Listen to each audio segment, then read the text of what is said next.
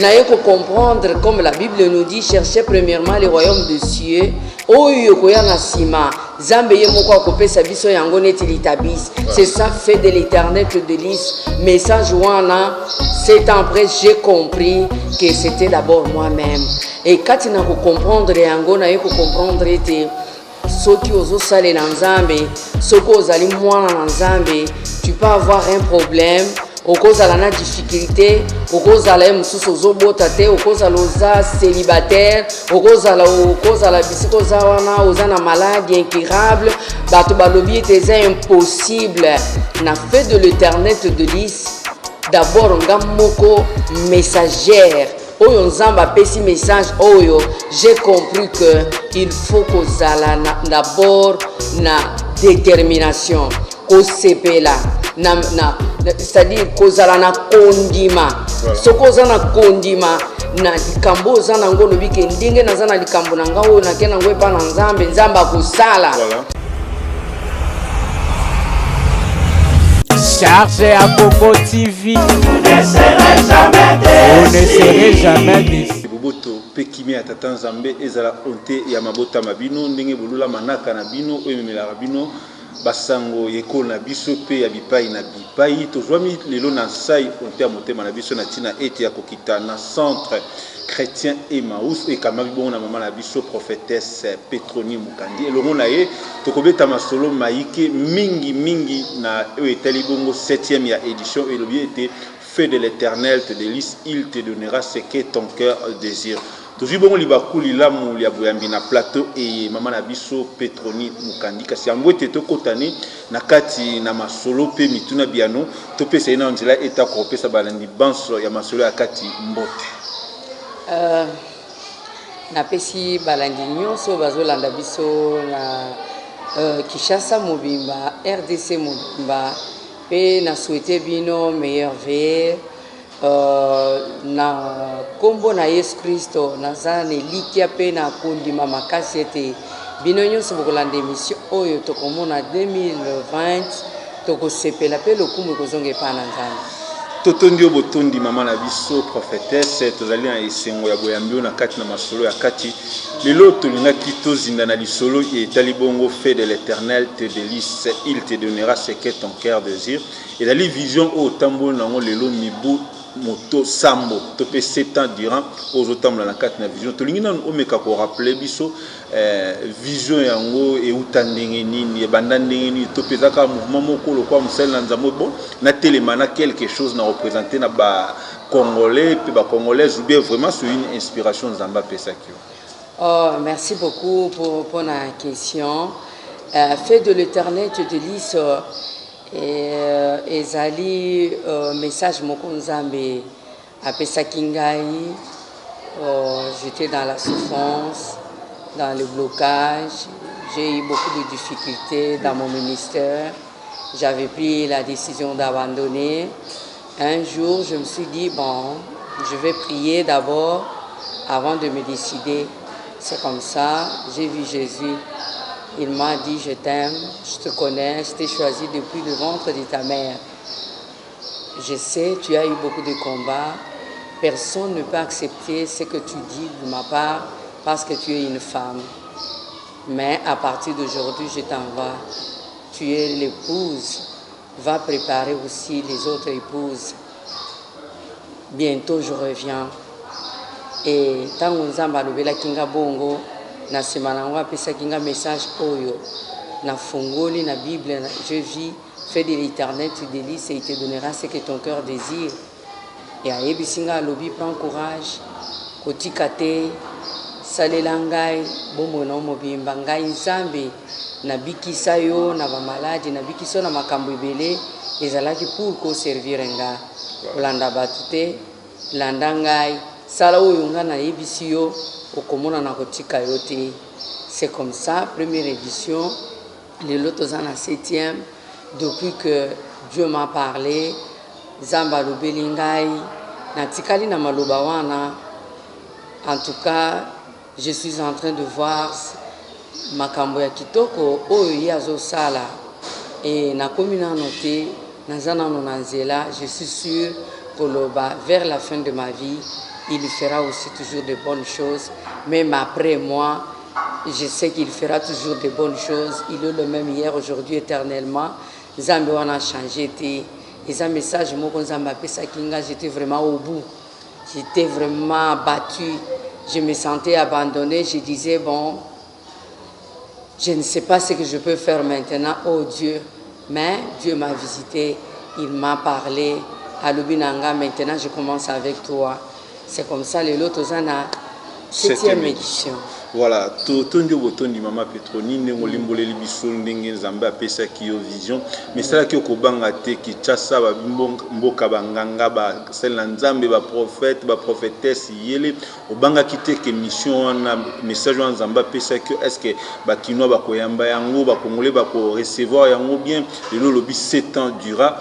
Comment c'est évolué? Pensez-vous que les loba kinois ba congolais ba yambi penza vision o na ndenge sengeli topé, il y a encore beaucoup à faire? Ah oui, en tout cas vraiment merci beaucoup. Bible les autres ils savent que le messager doit être d'abord lui-même messager. Ouais. Quand il a fait de l'éternel et de lui, il te donnera ce que ton cœur désire. Pendant 7 ans, j'ai compris que c'était d'abord mon message, que je dois d'abord faire de mon Dieu mes délices. Je dois d'abord donner tout ce que j'ai à Dieu, faire la joie de mon Dieu, le reste, Naye ko comprendre, comme la Bible nous dit, cherchez premièrement le royaume des cieux. C'est ça fait de l'éternel te délice. Message wana, 7 ans après, j'ai compris que c'était d'abord moi-même. Et quand tu n'as pas comprendre, il faut comprendre que ceux qui osent saler dans Nzambe, ceux qui osent aller moins dans Nzambe, tu peux avoir un problème. Au cause de la difficulté, au cause de la mususozobotate, au cause de la célibataire, au cause de la bisikozawana, aux ana maladie incurable, bato balobi était impossible. Na fait de l'éternel te délice. D'abord ngamoko messagère.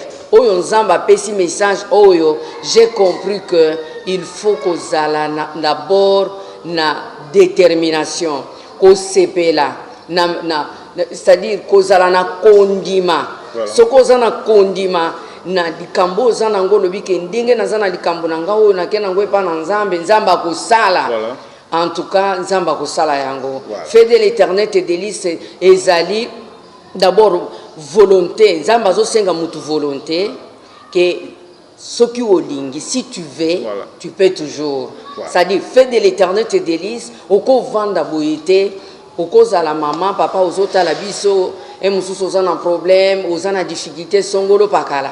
Au kenda na ba église, ba sokola yo na mai, et mususu ba sokolo na ba matiti ya verre, et mususu ba yebiso leka na makolo ya moto, et mususu ba yebisa yo boy. Non, fais de l'éternel te délice. Moi-même, j'ai compris que il faut d'abord aux à la déterminer, d'abord yomoko. Bisiko zawana, au comprendre te sida nango na zanango yo. C'est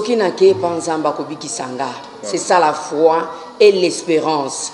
Au moins de difficulté dans un angoyo, j'ai commencé à prier, j'avais 20 ans. Aujourd'hui, peut-être tu as ou bien 30 ans ou bien 35 ans. Au Koutanina prophète, Songolo Paralaïb, ce que na Sokolio Mai, Soko Pessinga offrande d'un prophète, au Rosalibala. Mais na kati na fait de l'éternel te délice Zamba lingi mutoza indépendant tango yo kozala indépendant o luki Nzambe na mutema no mobimba tango Nzamba kosala lokumwane kozonge pa Nzambe eno ekozonge pa mutu parce que soki mutu ayebisaki yo pesanga offrande abondeli pona yo opesi yango obiki mutu ana kotutatola kolobete zangai. Et la Bible nous dit que notre Dieu c'est un Dieu jaloux akolinga jamais asangisa bon Nzambe na ye bokonzi na ye na moto na feu de l'éternel te délice. Pendant 7 ans bien aimé dans le Seigneur, j'ai compris beaucoup de choses. J'ai compris que tokendaka gauche droite pamba Zamba bengi yo kotalela moto te oza sur n'appel na yo, fais ce que Dieu t'a dit de faire. Soki Nzamba bengi yo en évangélisation, va évangéliser, gagne les âmes. Soki Nzamba bengi yo ozala enseignant, docteur de la parole, enseigne la parole de Dieu. Ce que Zamba sengi ozala adorateur, adore ton Dieu de tout ton cœur, de toute ton âme. Ce que Zamba bengio ozala prophétesse, de mère prophétesse, comme moi maman prophétesse, na ozala prophétesse tina mukolo yesu akoya. Et na feu de l'Éternel, ce que Zamba lobela kinga, j'ai eu aussi des combats, j'ai eu aussi des vents, batumususu baloba kinangai, tu peux prêcher la parole de Dieu, tu peux faire ça. Maintenant, kobenga na nzamba benganga prophétesse, abenganga enseignante de la parole te, abenganga maman pasteur te, abenganga maman doctoresse te, abenganga maman adorateur te, il m'a appelé prophétesse, c'est-à-dire kozala mosakoli elingi kolobate que tu te réveilles le matin, o bandaka nzamba yebisingai, lobi osalaki kobo, nzamba yebisaki ngai, pesanga offrande, nzamba yebisingai, na sambelela yo, non, na feu de l'Éternel te délice, il te donnera ce que ton cœur désire. Je me suis approché plus. J'ai fait l'expérience avec le Saint-Esprit. J'ai compris qu'il faut tout d'abord prophète ou bien prophétesse, zala plus une intimité avec Dieu, marche dans la crainte de Dieu, kota la batute, parce que katina foule, balobaki était bobo mayeso, botika Barnabas, katina foule, aux ans prophétesse, bakoya koye bisayo que non, maintenant tu n'es plus prophète, azamuto azali pour annoncer la bonne nouvelle de Jésus-Christ. La prophétesse ou bien le prophète du temps de la fin, nous avons un seul prophète qui est Jésus-Christ. Prophétesse pour ce temps de la fin, je suis messageur de la bonne nouvelle de Jésus-Christ. C'est comme ça que notre église, Tokomi, centre chrétien Emmaüs, chrétien. J'ai compris que Naza prophétesse, rachetée par le sang de Jésus, je dois aussi marcher comme Jésus-Christ a marché, marcher dans la parole de Dieu, marcher dans la crainte de Dieu. Et Bible lobby, toko gagner bateau, parce que tozo teyate, toko gagner bateau. Si nous demeurons dans la parole de Dieu, nous marchons comme Dieu le veut.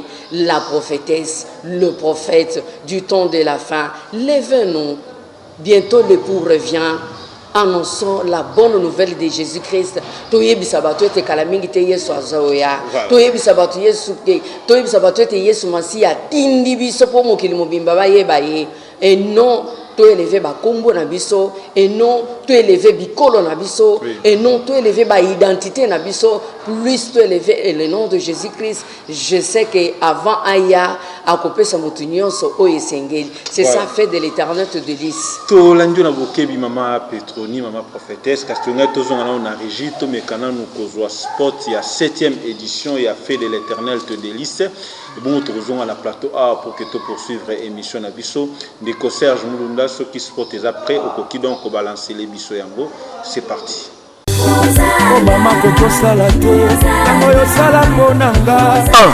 2, 3, 4, 5, 6. Et oui, lentement et sûrement vers la festivité des fins d'année 2019, Mukandi Petroni Ministries organise la 7e édition des 50 jours de jeûne et de prières sous le thème Fête de l'Éternel tes délices et il te donnera ce que ton cœur désire. À l'église, sur le chemin d'Emmaüs, 6 avenue Moukoko numéro 47, quartier Mombele, référence, croisement université, station Capella et Lumumba, commune de Limete. C'est mardi 31 décembre 2019, de 18h à minuit. Oratrice, la prophétesse Mukandi Petroni. Prier les autres, que nous doit comprendre d'où il vient, d'où il va. Papa, maman, Elinge, Kobanda 2020 na milelote. Rendez-vous ezase moko, Yaka Osala Nzambe Esengo ya Koleka, le mardi 31 décembre 2019, de 18h à minuit. Ozui oezali posa ya motema na yo na kombo na Yesu Kristo pe obeleli bonane. Merci Ndeko Serge pour na spot kitoko tozoko tasika mama na o etali 7e édition ya fait de l'Éternel ton délice programme nango vraiment ezali ndenge nini ezobanda quand pezo ke kosuka ndenge nini. Comme ndenge utaki kotuna ngai visionnaire et a fait de l'éternel de l'Is ezali maman prophétesse Mukandi Petroni. Ezali jeûne et prière. Jeûne et prière ezali ngande mutu nazo sala yango nazo bondela nazo lukelongi na Nzambe comme Moïse abandaki kokende kolukelongi na Nzambe comme Yesu pe oyo azalaki Nzambe azwaki nzoto ya moto il fallait à jeûner pe à prier pour que mutu nyonso oyo tango ya kukufa Yesu wana ni kulusu mutu nyonso okanisa ke azana bomoy mutu nyonso okanisa te ayaki kobikisa biso azala na bomoy yango to bandaki nango depuis le 12 décembre. Le 12 novembre, le 31 décembre. Yango tozo bengisa bana na Nzambe nyonso, maman prophétesse azo bengisa bino le 31 à partir ya 18h10 minuit juste. Boya bino nyonso. Yaka epa na Yesu na mikumba ndenge na utai koyebisa mon frère awa ete yaka koya epa maman Petroni te. Maman Petroni aza mandatrice ya Yesu Masia. C'est une femme chrétienne qui a accepté Christ comme Seigneur et Sauveur. Ndenge yo pozo talangai, une femme à qui Dieu a fait grâce comme il a fait grâce à Marie, la mère de Jésus-Christ. Et ce qui est là, prophétesse, c'est une grâce parce qu'avant Jésus-Christ, une femme ne pouvait pas voir cette grâce, parler et convaincre. Et le Saint-Esprit qui est à moi, il fera aussi de grandes choses. Yakato Bandanayo 2020. Zambe akosala et na moment où il y a jeûne et prière Zamba sala kama kambibele yango na utaki koluba wa uzana problème moi j'ai besoin seulement de ta foi. Ezaki na mwasi moko oyo azalaki cananaïenne mwasi oyo selon la Bible c'était azalaki katina généalogie oyo ya bato ya malédiction bokitani ya bato ya malédiction azalaki atana ngolu te pembeni azaki dini te kopusa na pembeni na Yesu mais cette femme Bible zolobete azaki na kondima Yesu ayebisa alobi ngai na ye nanu pona brebis perdu d'Israël mwasi oyo alobi même ata bakonzi baliaka na mesa tango bamiete kweyaka na se ya mesa bambwa pe baliaka. Imaginez-vous quelle foi. Moi j'ai besoin que si une femme m'écoute, une jeune fille m'écoute, papa, couple, famille, soki boyoki ngai toya kosambela tokosambela na komba maman Petroni te. Nous allons prier au nom de Jésus-Christ de Nazareth. Amène ton problème, ta difficulté, maladie na yo, situation na yo moko songolo pakala. Oyo tambola ki nango 2019 mobimba. Peut-être ok na gauche, ok na droite aux solutions te. Ngai nazoloba eza au nom de Jésus-Christ de Nazareth, tout devient possible. Na lobi na kosambelela yo te. Okosambelela nga te me yaka to sambela biso nyonso elongo na clôture ndenge Moïse akebana kokende na ngomba tango abandaki kokita Bible ezolobeta bando kita na gloire na Nzambe. Maman prophétesse azokita le 31 décembre à partir de 18h10 minuit azokita na gloire na Nzambe azokita na message prophétique pour notre pays azokita na message prophétique pour la famille songolo pakala azokita na message prophétique pour un célibataire oya vandi mikolo ebele oza jeune garçon oza na 40 ans ozana ne pas na bino zowelela e mususu Thompson na lipa na bana na tongo musale ezate oza kati na malédiction condamnation limitation Bah, esprit de poursuite Zolandayo, Yaka le 31, nous allons prier parce que Bible lobby, c'est lui qui me cherche, me trouve. Yaka Toluka Yes. Tokulukaye pour quelques heures et c'est Jésus là comme il est déjà là à kosala makambo ya minene yango nazo bengisa batu nyonso bazoyo kabiso ozaloza wapi bomba déjà transport na yo ozaloza wapi luka déjà transport na yo bomba ngo le 31 à partir de 18h soko moni koza musika 17h bongama déjà 18h okokuta pasteur dadi 15 kozala wa koyamba yo akovandisa yo bien ti 18h to bandi prière ti minuit to sili soko za musika pe olali na tongo zonge pa na yo et je sais que 2020 soko zoyo kangai yaka okutana na Yesu ya pona mwasi moko kombo na ye Petroni Mukandi Yesu yo asalaka à travers moi so yozali kolanda en tout cas okozala déçu te ceux qui bato ba décevoir yo mais le Jésus que je t'annonce aujourd'hui c'est un Jésus vivant, un Jésus ressuscité, un Jésus qui est là. La Bible nous dit il était là, il est là et il sera là, il n'a pas changé. Boya ebele bokozala déçu te parce que toko adorer Nzambe toko sambela et je sais que okoya kao kozonga ok. Voilà, okozonga ok mama Petroni tolandi na bokebi et koza bobele na église ou bien boponi moi esika moko boye obana Nzambe bakosangana na tina na milulu wana pe tokolinga toyeba est-ce que ba obakoya ba mama mulangi ya mafuta moi mai moi quelque chose ou bien bakoya kana kondima na bango. Merci beaucoup pour la question. Centre chrétien Maus eza d'abord na milulu mususu pour la jeunesse. Oui. Na victoire ezaka pembeni na victoire oza na masina oza na bandal oza bisika nyonso kozala yaka na victoire eza na salle de bonheur au salati. Voilà, Jésus-Christ est capable. Il y a une question peut-être que Batubazo s'est posée avec un nom. Milulongo Banda qui depuis novembre, jeune Banda qui toujours qui est déjà presque na Kosuka. Il y a Jena qui était. Est-ce que à cause partie prenante n'est qu'à battre surtout Bazala qu'il fallait qu'à cause d'un concert que Banda jeune et Bandeli Tisuka Toba Ope Bazola Nabiso Natan on habitant de Biké. Ce qui peut bakoui Koko taper na kati ya mouvement ya jeune pour que baki kosili ça ou bien les 31 peu Montupa Kokoya à participer à la prière sans problème. Bon, et ça mutuna bien na uta ko lobani bandelia aux jeunes et prière ezali maman prophétesse Mukandi Petroni. Yende muto a gêné, yende muto a prié pendant 50 jours.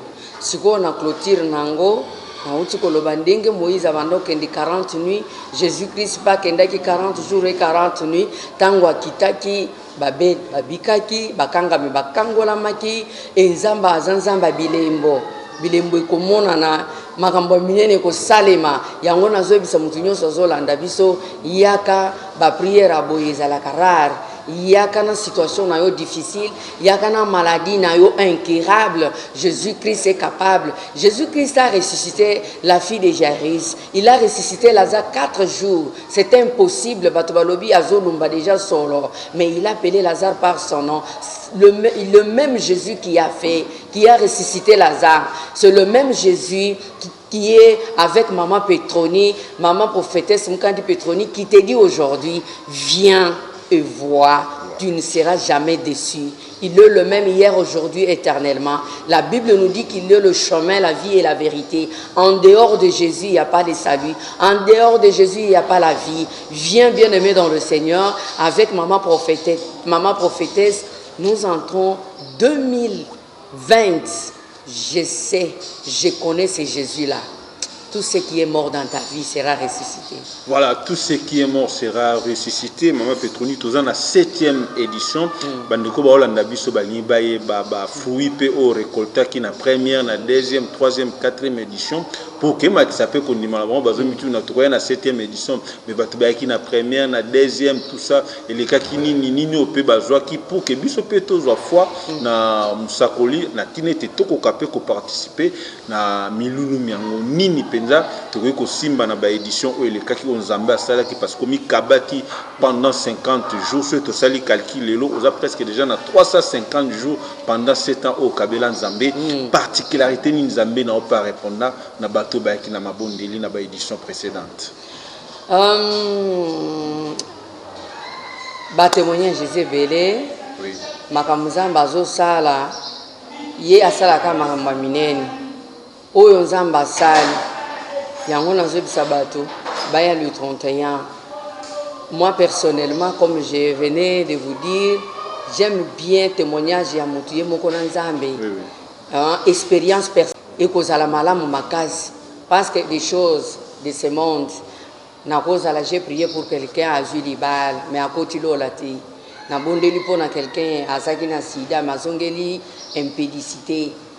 Na prié pour quelqu'un a vu visa qui na poto mais kuna kumosa la pe kindumba. Dieu n'a rien gagné.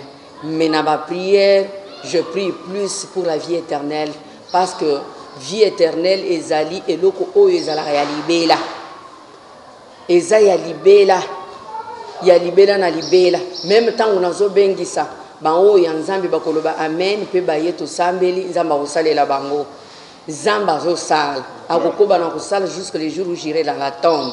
Akokoba na kosala, yango nazo bengisa bana na nzambe nyonso. Même du temps de Jésus-Christ, Lazare était ressuscité, mais il y avait des morts qu'on allait enterrer. Jésus-Christ a sala kana moto ya zo ndenge nazo loba olobi amen nazana sida nazo ken. Bato bazana sida ibele me yo moko yo ke olobi soki na kei na kobika. Okobika na kombo na Yesu. Yango nazo bengisa bino nyonso boya ndenge bato bazo témoigner tour na yo 50 jours au 7e édition. Mira Jericho ko yaki na 7e tour. Ezali édition moko oyo nzamba kosala akolakisa ba particularité na ye na musali na ye. Kovanda na ndako te. Ngai nazo linga yo muto zotala ngai ozala pe témoignage. Un jour, au témoigner, non témoigner Maman Petroni, mais au témoigner que Jésus-Christ m'a fait du bien. Jésus-Christ est bon. Un jour, au comme un adorateur pour la gloire de Dieu. Ce qui nous a fait un message, fait de l'éternel de l'Is. Alobaki nangai, ezana ba disciple, ba épouse belé, oyo esengeli ba ye. Bazana no kati na mabe, ba comprendre que mabe ezali mais balongo na mabe baya na malamu yo mutozo yo kangai zala un adorateur pour nzambe le 31 kotika late yaka okoyoka témoignage okomona oyo nzamba zo sala à travers moi simoko kombo na ye prophétesse Mukandi Petroni yango moko na lobaka soki babengi nga maman soki babengi ngai maman prophétesse. Qui suis-je pour que Naza la prophétesse, née dans le péché, grandie dans le péché, mais il y a quelqu'un qui m'a regardé là où j'étais dans le péché, dans la boue, dans le ténèbre, il m'a appelé par mon nom. Comme il a appelé aussi Lazare qui était déjà un produit fini, un homme fini. Tout le monde avait dit c'est fini, mais Jésus-Christ a crié, Lazare est sorti. Il y a un Lazare qui me regarde. Et dans la famille, les hommes ne se marient pas, les femmes ne se marient pas. Oh Jésus-Christ, à travers cette femme qui te parle à travers la télé, il t'appelle par ton nom. Lève-toi, viens le 31, reçois Jésus-Christ comme Seigneur et Sauveur dans ta vie. Tout va changer. Parce qu'il a appelé Lazare a sauté. Il n'a pas sauté 2 fois, il a sauté qu'une seule fois. C'est prophétique. Si tu m'écoutes aujourd'hui, au nom de Jésus-Christ, tu acceptes ce Jésus-là. Maintenant même, aujourd'hui même, ta vie va commencer à changer et tu viendras le 31. Tu seras un témoignage pour la gloire de Dieu. Voilà. Tu seras un témoignage pour la gloire de Dieu, chers amis téléspectateurs plutôt. Tous on sous la régie pour que davantage de pour revenir sur ces messages. Nico Serge Mulunda mais quand balancer les bisous juste sportwana pour que tu aies poursuivre avec d'autres thèmes na 4 émissions na bisou. Tout la nana no milulu miango le lenge mikoleka na sport to landi. Oh maman koko sala te, moyo sala ponanga. 1 2 3 4 5, 6. Et oui, lentement et sûrement vers la festivité des fins d'année 2019, Mukandi Petroni Ministries organise la 7e édition des 50 jours de jeûne et de prières sous le thème Fête de l'éternel tes délices et il te donnera ce que ton cœur désire. À l'église, sur le chemin de Maus, 6 avenue Moukoko numéro 47, quartier Mombele, référence croisement Université Station Capella et Lumumba, commune de Limete. C'est mardi 31 décembre 2019, de 18h à minuit. Oratrice, la prophétesse Mukandi Petroni. Prier les autres, c'est que nous doit comprendre d'où il vient, d'où il va. Papa, maman, Elingue, Kobanda 2020 na milelote. Rendez-vous eza moko yaka osala nzambe esengo ya koleka le mardi 31 décembre 2019 de 18h à minuit pe ozui oyo ezali posa ya motema na yo na kombo na Yesu Kristu pe obeleli onane Merci Serge Moulunda na complicité nous très bien. Tozungi na plateau et na maman prophétesse, maman Petroni. Maman Tolinga Kina nous t'offrons là une petite parenthèse sur les centres chrétiens Emmaüs. Ouais. Ils sont vraiment basé sur quoi? Mais quand on peut expliquer biso centre chrétien Emmaüs beaucoup plus déjà pour des délivrances ou pour les enseignements. Mais quand on peut expliquer biso dans vision? Oui, centre chrétien, on parle. On a un ministère de délivrance. Oui. Quand il y a délivrance, j'ai compris que ceux qui ont délivré, ont bombe, un jour, a éclaté et vous allez m'abeille. Délivrance, c'est pour permettre à comprendre. Parce que les autres, même na chaîne de télévision, bazolo bao na Kishasa, bato bazo sambela mingi, mais résultat ezamuke. Résultat ezamuke pourquoi? Parce que bato baza délivré te. Yango komona lelo mutanzolo ba par exemple azali musali na Nzambe. Musali na Nzambe aza chrétien. Moi j'aime beaucoup parler de chrétien, mot chrétien, chrétienté, comme on le dit, il faut que la chrétien, parce que si on est chrétien, on dit Jésus Christ. On dit Jésus Christ au botama yasika. Tant que tu as botama yasika, aux graines, au tchango na mabele, il y a lisango, et kobima lisango te, et kobima déjà et l'eau comme sous. Mais si toi tu es chrétien, au botama yasika. Ba même habitude aux alaki nango avant aux ala chrétien nandengo komi chrétien bazo mona no yango c'est que tu n'as pas changé yango batobele bazo kende na ba mangomba bazo kende ko sambela babota mimbotama ya sikate ko bota mambotama ya sika ezali au changement de fréquence comme on le dit aux alaki côté ya noir au côté ya pembe aux alaki jaune, au commis par exemple noir. C'est-à-dire aux yeux et les lignes moko au bandana cette ilikolo. Et ce qui les autres semblent là, changement exact parce que batebele balingi délivrance. Te tango koye bisa mutu. Bongo la motem, akoye bisa facilement na bongo li motem. Est-ce que vraiment à longue katina bizali, ba traduction, ba coutume. Les lots sont côté une église et ensemble, soit disant l'église, mais moi j'ai toujours dit l'église. Et Zali Mouto Yandimé, Jésus-Christ, mon concepé, parce que Jésus-Christ a dit il ne reviendra plus habiter avec les hommes, mais il viendra habiter dans l'homme. Akoya ko vanda katina batu lisusu na mangomba te akosa la relation na personnel na mutu. C'est-à-dire mutu nini mutu oyo azala ki katina potopoto alongo na potopoto akomi mutu ya sika. Voilà.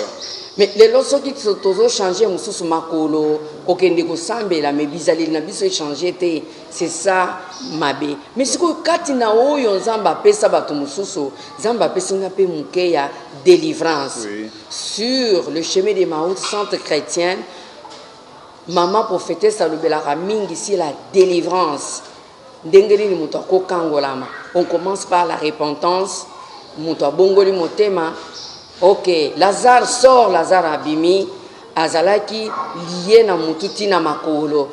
Jésus-Christ pouvait dire na bande wana alebino ba bande bulungwa. Il a dit à ses disciples déliez-les, laissez-les aller. Voilà. C'est ça, grâce aux Nzamba pesinga yeso salinga ngoluana ya ko délier batu oyo baza lié katina ba envoûtement, katina ba coutume, katina na sorcellerie, katina na magie, na occultisme, batu ebele baza katina ba problème ebele, mais na muko Nzamba pesinga tozo sunga bango ndenge nini ba ko kangolama. Voilà. To la kisaka batu ndenge nini ko kangolama, ezape biblique. Voilà.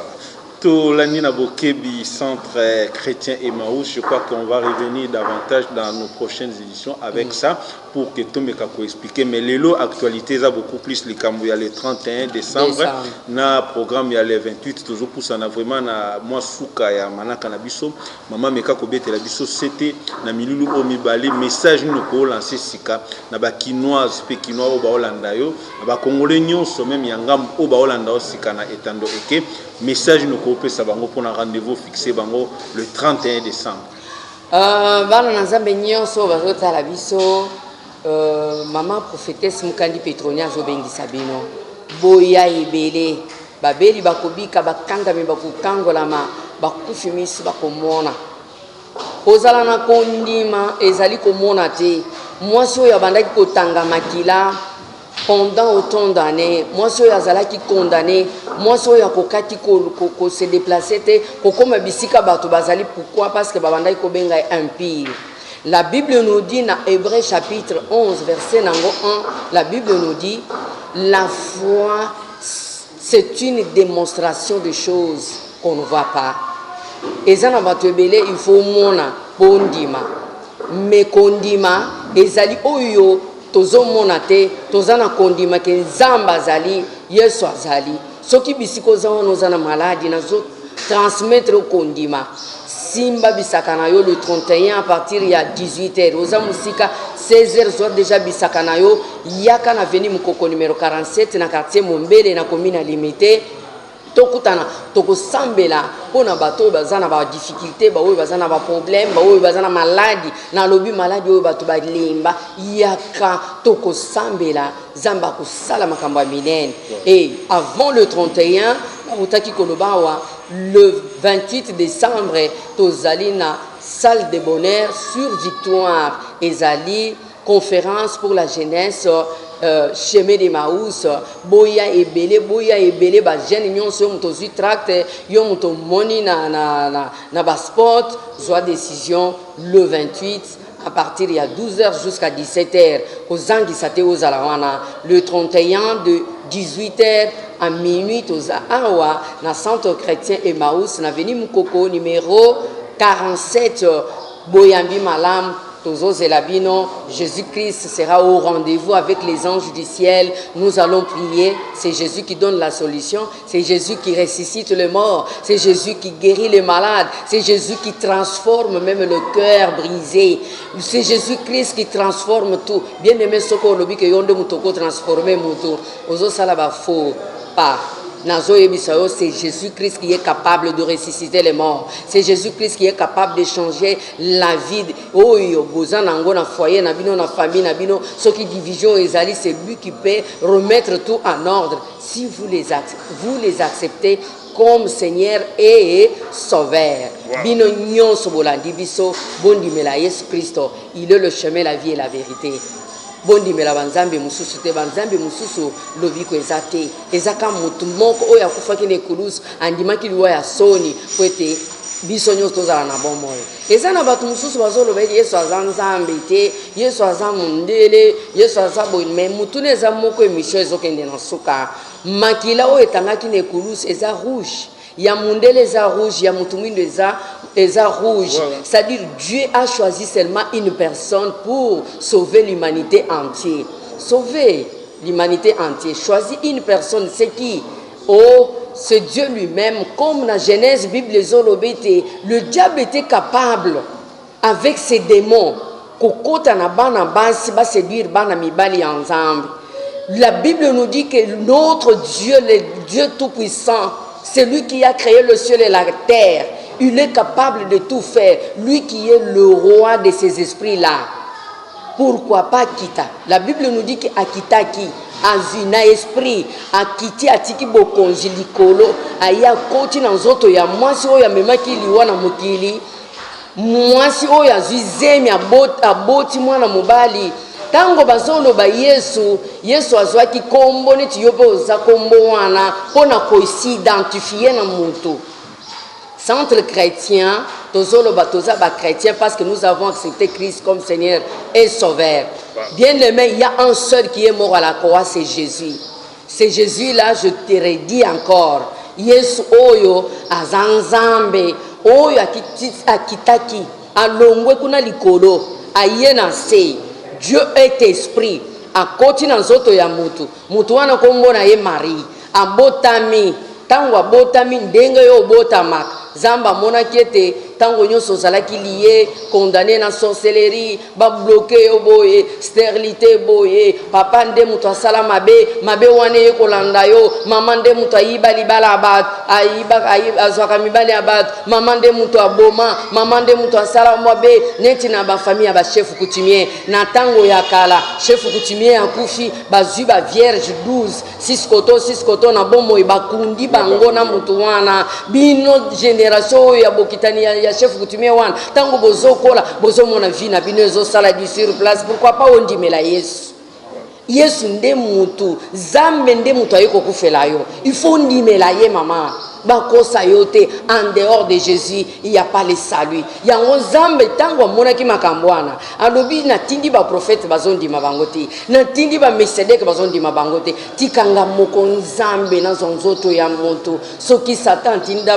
bademo bamisala bana basi ba séduire bana mibali ya nzambe pourquoi pas le Dieu de Dieu qui a créé les démons là a misala nzambe kombo na ye Yesu pourquoi bazoko sayolo bazo Yesu aza mundele ya wapi Yesu aza nzambe c'est tout comme il peut choisir qui il veut ako choisir mon frère ici ako choisir mutu mususu ndenga lingi la Bible nous dit fait grâce à qui il veut il pardonne à qui il veut comme il a fait grâce à Marie il peut aussi te faire aussi grâce ma sœur ozawa na mususu moni na tango akala ezalaki ke mwana deuxième bureau à côté ya te mais lelo tozana ba pasteur bana ya ba deuxième bureau ba botami kati na fornication lelo azotelema teisango malamu bato pe babongoli mitema okomona na tango akala ozana lisu moko ozana droit kwa dore nzambe te lokolo ya kokata nozana droit te mais il y a un seul na benga kaye l'homme révolutionnaire tango ya lobi yo chege telema na bengi yo lelo za mozwi yo mwana deuxième bureau telema yo ndenge na mwana oza pasteur munene bato ebele bakobika bilokota Yesu akiti nzamba akiti pona kolokota alokoti biso nyonso oyo au moins c'est akoloba te au moins c'est azana valeur te pondra kaka bana mukolo bakolinga pe koboya yo baboyi yo okeye mususu sotula na yo muto akomono pe lisusu azate mais na kombo na Yesu Kristo orama sakata korobos Jésus Christ aza Seigneur apambola bino amen. Si Jésus-Christ ne revient pas prochainement. Tondi botondi mama Petroni tondi bino bandeko batali tondo mingi lolengo sepela kisu skolanda biso bipai biso bozolanda biso à travers la République démocratique du Congo mais tando na bino bolola mingi pena na manaka na bino masolo ya kati tokomi pena na suka tikete boboto pekimia ya tata Nzambe omela onte ya mabota na bino nazana na bilili tosungama kina wabiso ya mikoloniso ndeko Junior Kambo régie finale Simba Mbongo ndeko Serge Mulunda et le monde ndeko Alix montage za kibongo na ndeko na biso bienvenue nza tuna botika na malamu nde tokutana bino mbala ya sima bobele na manaka na bino chargé à Congo TV. Vous ne serez jamais déçus.